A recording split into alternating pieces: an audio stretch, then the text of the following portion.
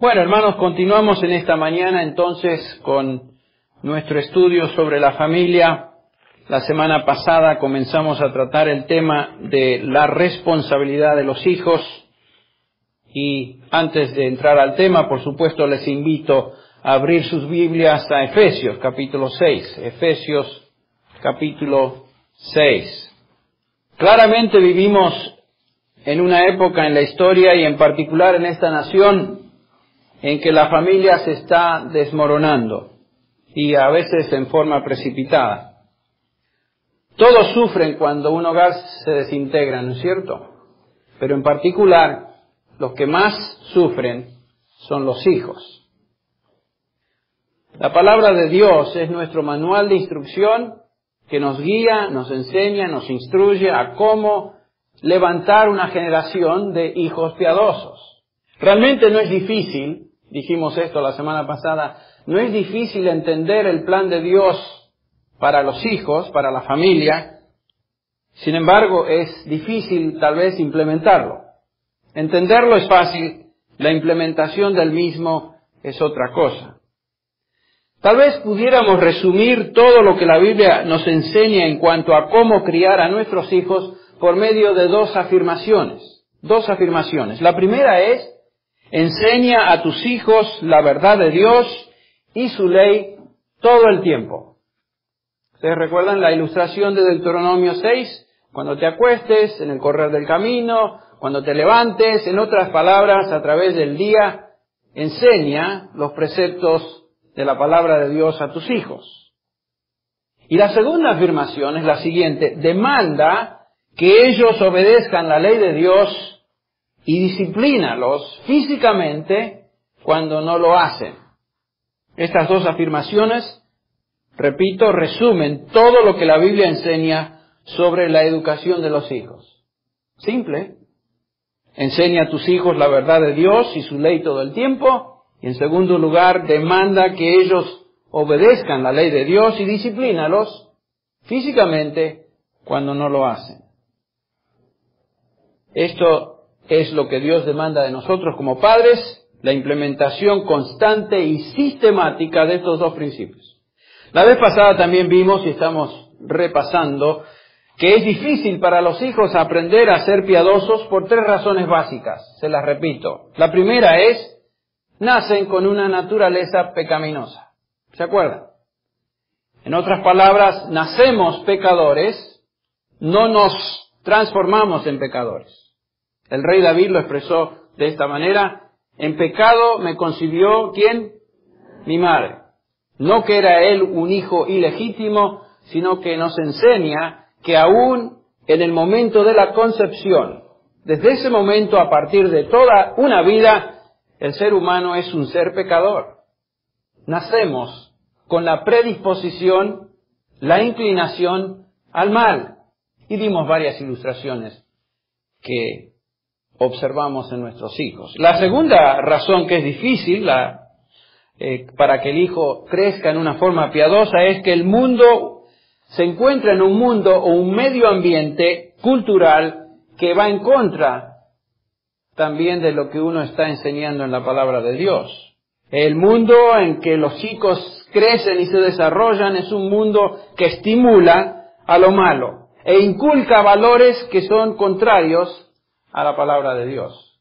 También lo vimos. Y en tercer lugar, la Biblia nos dice que es difícil para un hijo ser piadoso porque hay una decadencia moral y espiritual que en los últimos días se manifestará con tremenda intensidad. Ustedes recuerdan que el apóstol Pablo nos dice en el 2 Timoteo 3:1, también debes saber esto, Timoteo, que en los postreros días vendrán tiempos peligrosos, tiempos muy difíciles, y lo explaya de esta manera: porque habrá hombres amadores de sí mismos, avaros, vanagloriosos, soberbios, blasfemos, y esta frase, desobedientes a los padres, ingratos, impíos, y continuó.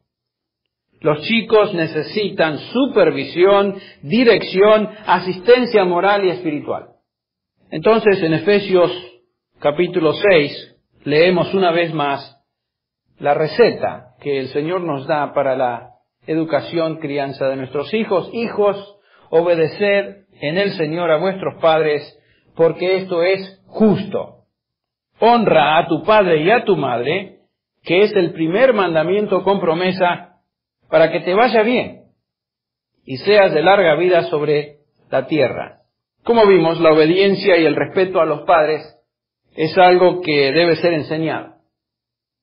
Puedes darles casas, comida, una casa cómoda, mandarlos a la escuela, pero si no se les enseña a obedecer y a honrar a los padres, estos van a crecer deficientemente y terminarán lejos de Dios. La obediencia, una vez más, no es algo que les nace, sino al contrario, la desobediencia es la inclinación. La obediencia y el respeto deben ser enseñados, deben ser instruidos en cómo obedecer. Debemos recordar que cuando los chicos vienen al mundo, comienzan su peregrinaje en la vida con 4 deficiencias, y estas las podemos observar en la vida, aún en la descripción de nuestro Señor Jesús cuando Él era un jovencito. Vamos a leer el pasaje que todos conocemos, Lucas 2:52, lo sabemos de memoria, nos dice que Jesús crecía en 4 áreas. Fíjense, Jesús crecía en sabiduría, crecía en estatura y en gracia para con Dios y los hombres. Este pasaje nos enseña que el Señor, aún como jovencito, crecía o se desarrollaba en 4 áreas. Sabiduría, hablando del área mental; estatura, hablando de su área física; gracia para con Dios en su área espiritual; y gracia para con los hombres en su desarrollo social. Estas son las 4 categorías en que un niño es deficiente y necesita desarrollarse. Su conocimiento y sabiduría son limitados, físicamente son limitados, socialmente, lo vimos la semana pasada, y espiritualmente nacen pecadores, sin conocer a Dios, muertos en sus delitos y pecados. Imagínense qué tarea tenemos por delante. Los padres, entonces, tenemos la responsabilidad de proveer un ambiente en el hogar que facilite el desarrollo en estas 4 categorías. Mentalmente queremos instruirlos en la palabra de Dios. Físicamente queremos sustentarlos, nutrirlos para que crezcan sanos. Socialmente queremos enseñarles a cómo vivir con otros, comenzando con sus padres y sus hermanos. Y finalmente, en el área espiritual, es nuestro deber confrontarlos con su condición de pecadores a medida que van entendiendo, y una vez que se convierten, continuar la instrucción a obedecer la palabra de Dios y disciplinarlos, darles cuando esta ley es violada. Esto, padres, entonces constituye nuestra tarea fundamental. No es difícil de entender cómo es que la implementamos. Estamos rodeados, ¿verdad?, de psicólogos, sociólogos y psiquiatras expertos en la familia que están tratando de encontrar soluciones para una generación de hijos descontrolados, porque no han sido criados de acuerdo a los principios que Dios establece en su palabra. Estos jovencitos no han aprendido en el hogar dominio propio y están francamente fuera de control. Hay muchos chicos, jovencitos, fuera de control. Leí esta semana un artículo en una revista de Newsweek, en el cual el artículo habla de una Ritalin que supuestamente calma a los niños afectados por una enfermedad. El DADH se ha convertido en la enfermedad psiquiátrica infantil número 1 de los norteamericanos, dice el artículo. Los expertos nos dicen que hay más de 2 millones de niños en este país que sufren de esta enfermedad. Enfermedad entre comillas, ¿no? Entre aquellos que se identifican con este mal se dice que 1,3 millones toman la droga Ritalin regularmente, así como toman el desayuno. Sin duda, nos dice el artículo, este es un fenómeno norteamericano, pues el uso de Ritalin es por lo menos 5 veces más alto aquí que en el resto del mundo. Lo interesante es que esta droga se ha clasificado por la Administración Farmacéutica de los Estados Unidos, que es la que rige cómo se usan las drogas, como una sustancia de categoría o tipo 2, que es la misma categoría de la cocaína. Lo que está sucediendo es que para controlar a estos chicos hiperactivos, se les administra una droga que los convierte en drogadictos. El artículo continúa diciendo, no se sabe con claridad lo que causa DH, la enfermedad. El doctor Russell Barkley de la Universidad de Massachusetts reporta que casi la mitad de los niños que tienen este mal, escuchen, tienen un padre y más de un hermano que padece de lo mismo. Por supuesto. ¿Saben lo que esto indica? Que si un niño crece en un hogar descontrolado, y si los padres no tienen dominio propio, es muy probable que los hijos también demuestren ese mismo tipo de actitud o síntoma. Por supuesto. El artículo concluye diciendo que los estudios indican, escuchen, que aquellos que tienen DH y no son tratados, tienen mucho más posibilidades de volverse alcohólicos, fumadores, abusadores de drogas que la población en general. Pues esto es claro. La gente que crece sin control, sin dominio propio, tiene mayores posibilidades de comportarse de esa manera el resto de la vida. La pregunta a la luz de este artículo es la siguiente. ¿Es la solución convertir a estos chicos en drogadictos para evitar que sean individuos descontrolados más tarde? Eso es lo que el artículo nos está diciendo. Ahora, ¿qué criterios se usan para determinar la persona que realmente está enferma y la que no está enferma? O el chico que está enfermo y el que no. Sacaron unos 20 principios, 20 criterios, que son los siguientes. Primero, presta poca atención a los detalles. Comete errores por no prestar atención. Pone atención por corto tiempo. No escucha cuando le hablas. No sigue instrucciones. María, están todos en tu casa, ¿verdad? No sigue instrucciones. No termina lo que se le pide. Tiene dificultad organizándose. Pierde las cosas. Se distrae fácilmente. Se le olvidan las cosas durante el día. No puede estarse quieto. Corre por todas partes.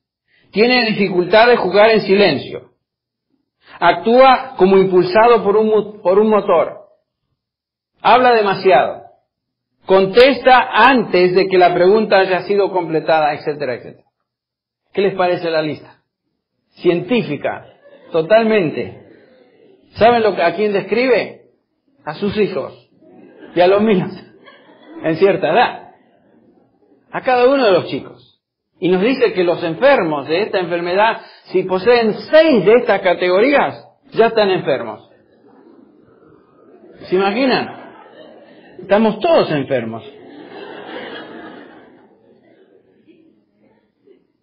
Bueno, varias veces me acuerdo que cuando estaba en la escuela primaria, eso es cierto, eso es de la vida real, me pusieron en penitencia mirando contra la pared en una esquina enfrente de toda la escuela formada. Claro, cada uno que se portaba mal y expresaba algunas de estas deficiencias, estas cosas que acabamos de leer, lo ponían en penitencia. Yo me acuerdo en Chascomús que frente a la escuela, toda la escuela ahí, nos ponían con la cara contra la pared y toda la escuela formada y las maestras decían, estos son los que se portaron de esta manera esta semana. ¡Tas, tas, tas, tas! Ahí estábamos todos nos faltaba un número aquí. Mirando contra la pared. Bueno, me alegro que todavía no habían descubierto esta enfermedad durante esa época de deficiencia y no me drogaron para mantenerme tranquilo. ¿Saben quién me enseñó estas cosas? O a corregir estas cosas. Están sentados ahí enfrente. Mis padres. Si yo venía a la escuela con notas indicando mala conducta, a menudo era disciplinado. Y por supuesto trataba de portarme bien, porque una de las maestras era miembro de nuestra iglesia. Y ahí ella iba directamente a hablar con el pastor. Con el tiempo, la instrucción y la vara, uno aprende a controlarse. Lo vimos la semana pasada, ¿verdad? Eso es lo que la palabra de Dios indica. Eso es como los padres debemos hacer. Esta semana también leí un extracto de una revista de educación que dice lo siguiente. Una maestra, al presentar su renuncia, hizo el siguiente comentario.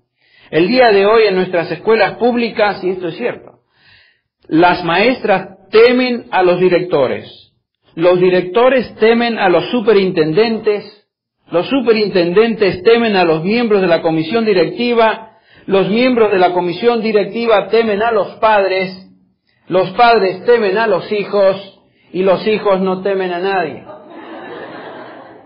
¿Es cierto? Algunos de ustedes tienen chicos en las escuelas públicas y hacen amén, dicen amén con sus cabezas a esta descripción. Nuestro pasaje, volviendo seriamente ahora a Efesios, nos dice, hijos, obedeced en el Señor a vuestros padres. ¿Por qué? ¿Por qué? Porque esta es la única razón que nos da el Señor, porque esto es justo, esto es correcto. Bueno, alguno dirá, bueno, ¿y dónde está la evidencia científica? ¿Cómo sabemos? ¿Sabe qué? Dios lo dice. Dios lo dice. Si Dios dice algo, se acabó la discusión. La palabra justo en griego es dikaios. Aparece más de 185 veces en el Nuevo Testamento. Dios ha revelado y establecido lo que es justo, lo que está bien, lo que es moral, y lo que Dios establece es absoluto. No se discute, simplemente se obedece. Y esto es todo lo que Dios nos dice acerca de esta instrucción a los hijos. Hijos, obedeced a vuestros padres, porque esto es justo. Justo. Esta es parte del problema de hoy. Los padres no saben lo que es justo, están confundidos en cuanto a lo que está bien, no existe un estándar moral y cada día se nota menos ese estándar. Al pan, pan y al vino, vino. Si rompes la ley, quebrantas la ley, esta es la consecuencia, punto final. Seas el rey Nabucodonosor o seas un esclavo en la nación babilónica, no importa. Los padres modernos son el fruto de las universidades y un sistema de educación que enseña que no existen absolutos. Todo es relativo. Lo que es justo para uno no es justo para el otro. Si todo es igualmente justo, entonces nada es justo. Hemos, en esencia, destruido el significado y la definición de la justicia. Si no hay un estándar y cualquier estándar vale, entonces, por virtud de definición, lo hemos destruido. No hay verdad. Si todas las verdades son iguales, se acabó la verdad. No hay verdad. Porque por definición la verdad es absoluta. Hay una. No muchas verdades. ¿Cómo puedes enseñar a tu hijo lo que está bien si no existe el bien? Y hay varias definiciones de lo que es el bien, y lo que te parece bien a ti está bien, lo que te parece bien a ti está bien también, etcétera, etcétera. En la Escritura encontramos que Dios ha establecido lo que es justo, lo que está bien. Nehemías capítulo 9, versículo 13, Nehemías dice o expresa las palabras de Dios diciendo, luego bajaste sobre el monte Sinaí y desde los cielos hablaste con ellos, hablando a los que habían regresado, les diste ordenanzas justas y leyes verdaderas, estatutos y mandamientos buenos. Está hablando de la entrega de la ley por medio de Moisés. Dios dio a la nación de Israel ordenanzas justas y leyes verdaderas, estatutos y mandamientos buenos. Salmo 19:8, los preceptos del Señor son rectos, que alegran el corazón. El mandamiento de Jehová o del Señor es puro, que alumbra los ojos. El Salmo 119, versículo 75 dice, yo sé, Jehová, que tus juicios son justos y que en tu fidelidad me has afligido. El versículo 128, por tanto estimo rectos todos los preceptos acerca de todas las cosas y aborrezco todo camino de mentira. Pablo en Romanos 7 afirma lo mismo. Versículo 12 dice que la ley es santa y el mandamiento es santo es justo y es bueno. Lo que Dios dice es justo y es bueno. Entonces debemos enseñar a nuestros hijos lo que es justo basado en la palabra de Dios. Por supuesto, esto tiene aplicación a todo lo que decimos, no solamente a la instrucción de nuestros hijos. Le llamamos a nuestros hijos a obedecer como si estuvieran obedeciendo al Señor. Como padres, saben, tenemos una relación única con nuestros hijos. La relación de un hijo con Dios es mediada a través de los padres. Cuando son chiquitos, cuando son niños. Esto es muy importante de entender. Mientras el hijo es pequeño y mientras él no tenga una relación personal con Dios, su relación con su Creador es a través de sus padres. Cuando un hijo desobedece a sus padres, en realidad está desobedeciendo ¿a quién? A Dios. Está repudiando a Dios. Esto se presenta en la Escritura con tal seriedad que en el Antiguo Testamento, ustedes recuerdan, ya lo mencionamos la semana pasada, cuando un hijo persistía en ser rebelde en sus años de adolescencia, era ejecutado. Cuando un hijo se somete a sus padres, se está sometiendo a Dios y esto trae bendición. Estas son verdades que debemos enseñar a nuestros hijos desde su niñez. En otras palabras, hijo, obedécenme a mí como tu padre, porque cuando tú obedeces a Dios y Él promete bendición a aquellos hijos que obedecen. Y cuando no lo hacen, los disciplinamos. Los chicos necesitan entender esto. Entonces ven lo que sucede. El demandar obediencia de nuestro hijo o hija no es algo arbitrario. Tienes que obedecer porque te lo digo yo. Está bien. Él representa la autoridad de Dios. Pero tenemos que enseñarles que lo que el padre dice, la madre dice, es justo obedecer porque Dios demanda eso. No demandamos obediencia porque se nos ocurre simplemente, sino porque Dios demanda esto de ellos. Se quita toda la discusión de tipo arbitraria desde ese punto de vista. ¿Se acuerdan de Absalón, el hijo querido de uno de los tantos que tuvo el rey David? En 2 Samuel 13, capítulos del 13 al 18, se relata la historia de Absalón, que representa o ilustra la vida de un hijo rebelde en el Antiguo Testamento. Se rebeló a su padre. Por supuesto, su padre nunca lo disciplinó. Lo dejó criarse de esa manera, se crió sin dominio propio. Se rebeló contra su padre y Dios lo mató. Tal como Dios había dicho que iba a suceder con hijos rebeldes. Ustedes recuerdan en Deuteronomio 21:18 dice, si un hombre tiene un hijo terco y rebelde que no obedece a su padre ni a su madre, y cuando lo castigan ni aun así les hace caso, el padre y la madre lo tomarán y lo llevarán fuera a los ancianos de su ciudad, a la puerta de su ciudad natal, y dirán a los ancianos de la ciudad, este hijo nuestro es terco, rebelde, no nos obedece, en este caso es glotón y borracho. Entonces los hombres de la ciudad, ¿saben lo que iban a hacer? Lo apedrearán hasta que muera. Y después es muy significativo lo que continúa. Dice, así quitarás el mal de ti o de en medio de ti, y todo Israel oirá y temerá. La consecuencia de la desobediencia era la muerte y la razón era quitar el mal de la nación. Dios sabía que la preservación del pueblo de Israel dependía de una generación de hijos obedientes.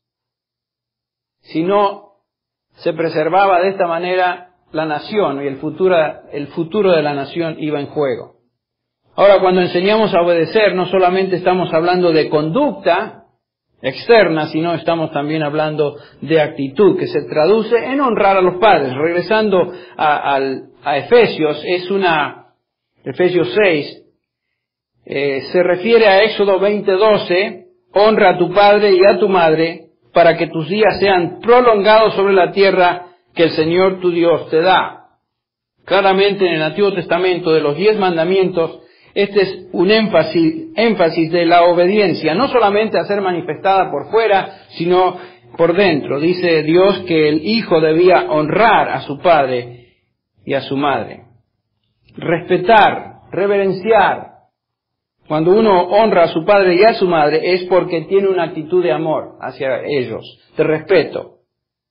Y ellos se sienten honrados, por supuesto, con su conducta. Otra vez recuerdo que, no sé si mi padre se acuerda, pero yo me acuerdo que a menudo él me decía que donde yo iba, que tenía que tener mucho cuidado de mi conducta porque yo, donde iba, representaba a la familia, representaba a él, y a mi madre, y al hogar. Yo representaba a mis padres y por lo tanto esto me impulsaba a actuar correctamente, o por lo menos me cuidaba un poco más, porque yo quería que ellos se sintieran orgullosos de mi conducta, especialmente cuando conocí al Señor, a los casi 15 años. Y yo deseaba honrarles. Eso es honrar, obedecer con conducta externa, sí, pero por respeto que uno tiene a los padres. La palabra honrar, aquí, timao, quiere decir tener en gran valor o tener en gran estima. La palabra Timoteo viene de esa raíz. En contexto quiere decir valorar a tu padre y a tu madre porque ellos tienen un gran valor. En Éxodo 20:12, este es el primer mandamiento con promesa, es el quinto de los 10. Ustedes recuerdan, el quinto mandamiento es el primer mandamiento que trata de relaciones humanas. Los primeros 4 mandamientos tienen que ver de la relación del hombre con Dios. A partir de aquí estamos hablando de relaciones humanas. Este quinto mandamiento conlleva la promesa, larga vida sobre esta tierra. Larga vida sobre esta tierra. Esto es algo que los hijos necesitan saber. ¿Y por qué es tan importante? Porque es esencial para todas las relaciones humanas. Escuche bien, es esencial para la supervivencia de la familia, para la salud de la iglesia y para la estabilidad de la nación, tener una generación de hijos obedientes. Afecta a la familia, afecta a la congregación y afecta a la sociedad. Por eso es importante.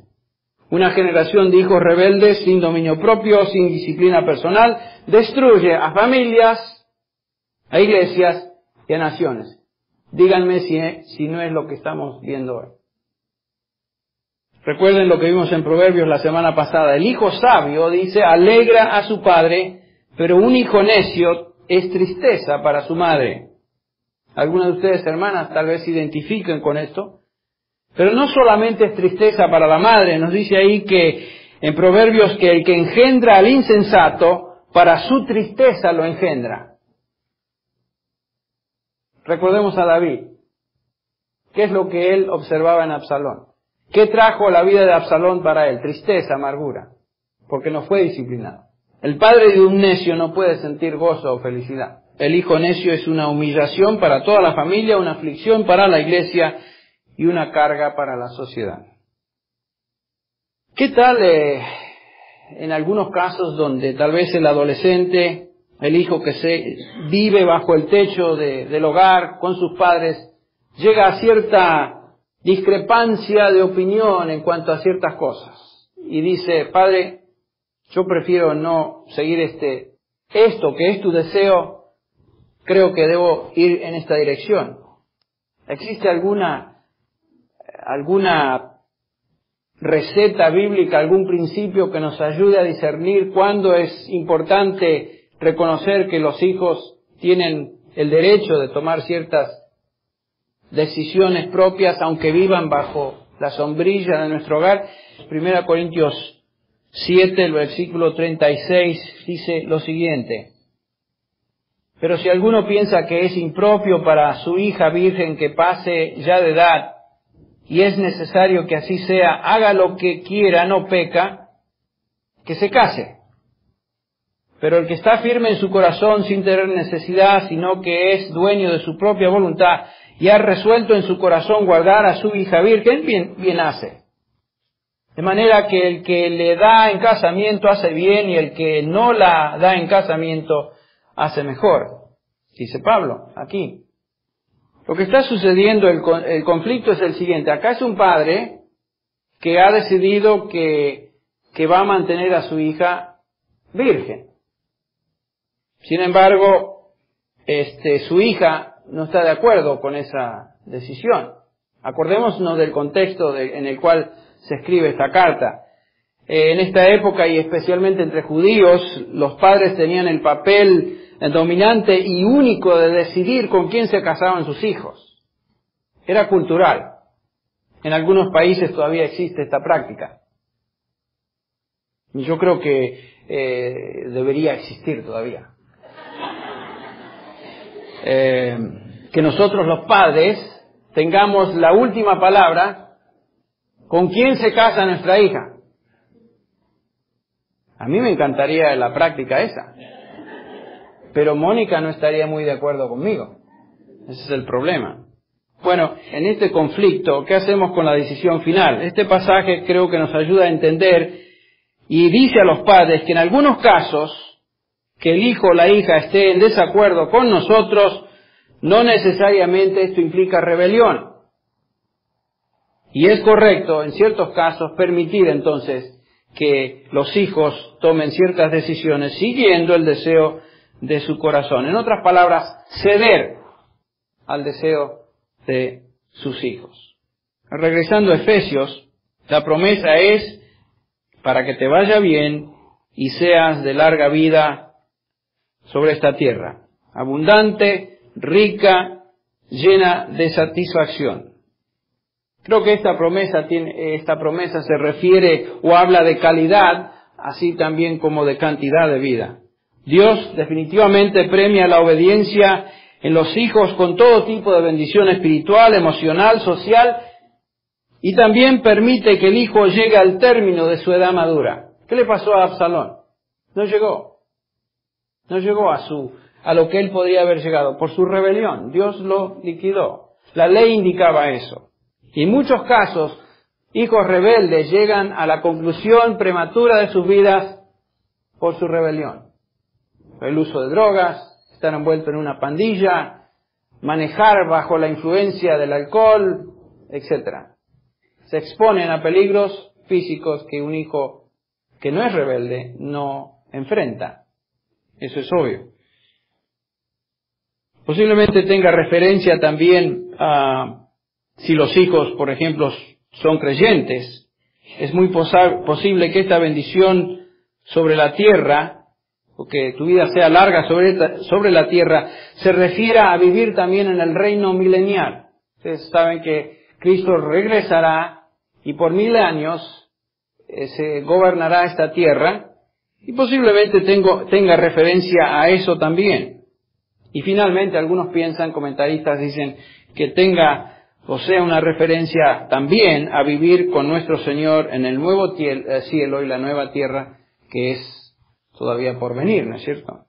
Lo que es claro es lo siguiente, que Dios promete bendición para aquellos que son obedientes y aquellos que no lo son, la alternativa realmente es trágica. Quisiera terminar con la siguiente ilustración histórica. El niño nació el 12 de noviembre de 1934. Su madre era una jovencita de 16 años de edad llamada Kathleen Maddox. El bebé fue registrado en los libros como sin nombre Maddox. No name Maddox. Este era un clásico hijo abusado, abandonado por su madre y a veces por días enteros durante su infancia. La madre se iba, era una chica de mal vivir. En 1939 la madre fue arrestada por robo a mano armada y sentenciada a 5 años de prisión. En estos años, en este interino, el chico solo. Cuando salió de la prisión sin nombre, Maddox tenía 8 años. Después de varios años de vivir de aquí para allá, cuando tenía 12 años, su madre lo colocó en un hogar para huérfanos en Gavalt, Indiana. Después de 10 meses se escapó de este lugar y de aquí en adelante quedó a la deriva. A los 16 años terminó en una prisión federal y fue transferido una y otra vez a diferentes prisiones y fue clasificado como peligroso por ser dado tanto a la violencia. Era un hombre violento. Interesante que se nos dice en este relato que era un hombre obsesionado con lo satánico y lo demoníaco. Finalmente, a la edad de 33 años, se le soltó de la prisión Terminal Island, aquí en San Pedro, California, en contra de sus deseos.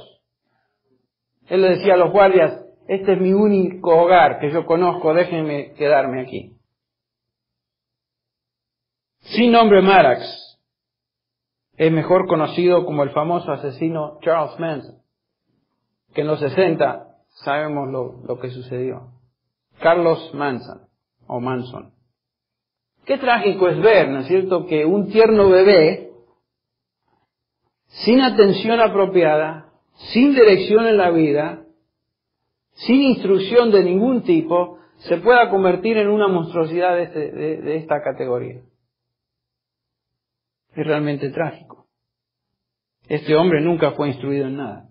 Se crió hacia la deriva, como la hierba salvaje del campo. Lo que Dios nos está diciendo es que esa es una alternativa. Sin embargo, Dios quiere evitar que los padres sufran las consecuencias de crear generaciones de hijos de este tipo, obligándonos o por lo menos dirigiéndonos a que enseñemos a nuestros hijos la verdad de Dios y la ley todo tiempo, en todo momento, así como lo vimos en Deuteronomio. Y el Señor demanda obediencia a la palabra de Dios y demanda que nosotros disciplinemos a nuestros hijos cuando no lo hacen. El resultado es bendición, larga vida sobre esta tierra y todo tipo de bendición a nivel espiritual, emocional, social, etc. Si hacemos esto en un ambiente de amor y en obediencia a Cristo, nuestros hijos serán un gozo para nosotros, una bendición para la iglesia y definitivamente una bendición para la sociedad en que viven. Dios nos llama a levantar generaciones de hijos piadosos. No es arbitraria la cosa. Dios sabe lo que dice. Este es el manual. Debemos ser obedientes al mismo.